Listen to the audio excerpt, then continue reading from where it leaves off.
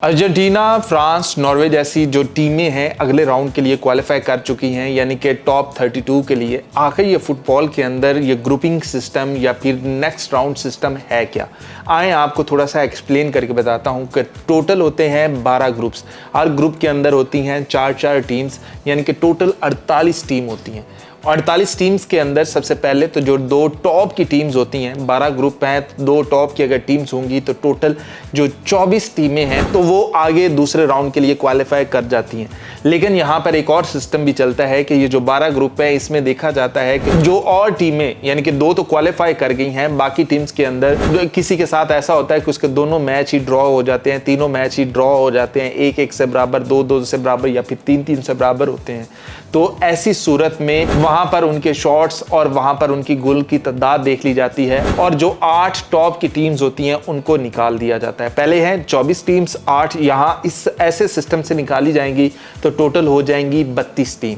अब ये राउंड 2 है, यहाँ पर बाकी टीम्स चली जाएंगी, बाकी रह जाएंगी 32 टीम और ये है नॉकआउट। मतलब आप इसे सेमीफाइनल, क्वार्टर फाइनल कुछ भी नाम दें, ये 32 टीम्स के अंदर भाई मैच होते जाएंगे।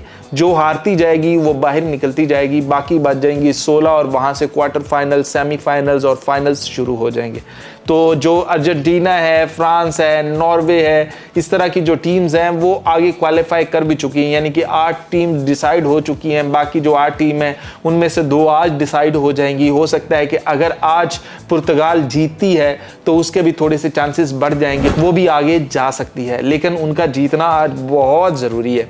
तो ये होता है फुटबॉल के अंदर एक ग्रुपिंग का सिस्टम के सबसे पहला जो राउंड है उसी के अंदर आपके पास मार्जिन होता है। जबकि क्रिकेट के अंदर आपने देखा होगा कि जो टॉप 8 है वहां पर भी अगर आप एक आध मैच हार जाते हो तो वहां पर भी आपके पास पॉसिबिलिटीज होती हैं कि आप वो मैच जीतकर आगे जा सकते हो। लेकिन यहां पर ये इतना बड़ा सिस्टम है, इतनी बड़ी टीम्स हैं, लाइक 48 टीमें, 48 के बाद 32 टीमें, फिर उसके बाद 16 टीम, फिर उसके बाद क्वार्टर फाइनल, फिर सेमीफाइनल, फिर फाइनल्स, यानी कि इतनी मैचेस की तादाद हो जाएगी कि इतनी टीम्स खेल रही हैं। अगर ये वाला सिस्टम दोहराया जाए जो कि क्रिकेट का होता है तो 6 महीने तक तो फुटबॉल का एक वर्ल्ड कप ही चलता रहे। तो ये बस निपटाना होता है जल्दी से। तो पहला जो राउंड होता है वहां पर ही आपको आपकी गलतियां ठीक करने का होता है। लेकिन यहां तक जो टीम्स पहुंचती हैं वो ऐसे मराहिल से गुजर कर पहुंचती हैं कि क्वालिफाई राउंड्स होते हैं। उनके लिए यही सारा सिस्टम बन जाता है कि वो जब वर्ल्ड कप के लिए उनका नाम हो जाता है तो वो अपने आप को नॉकआउट ही समझ कर चलती हैं कि यहाँ पर एक भी मैच हारा तो हमारी टीम बाहर हो सकती है। तो ये होता है कुछ फुटबॉल का सिस्टम। और ये जो टीम आपके सामने आ रही हैं ये क्वालिफाई कर चुकी हैं अगले राउंड्स के लिए। तो जैसे जैसे बाकी टीम्स भी होती जाएंगी, जैसे जैसे ये वाला राउंड पूरा होता जाएगा, टॉप 32 जैसे ही कंप्लीट होएगा हम आपको फिर से बताएंगे किस किस टीम ने, किस किस ग्रुप से कौन कौन सी टीम ने आगे के लिए क्वालिफाई कर लिया है और कौन कौन सी टीम बाहर हो चुकी हैं। शायद कतर बाहर हो चुका है, सऊदी अरेबिया अभी तक अपना कोई मैच जीता हुआ नहीं है।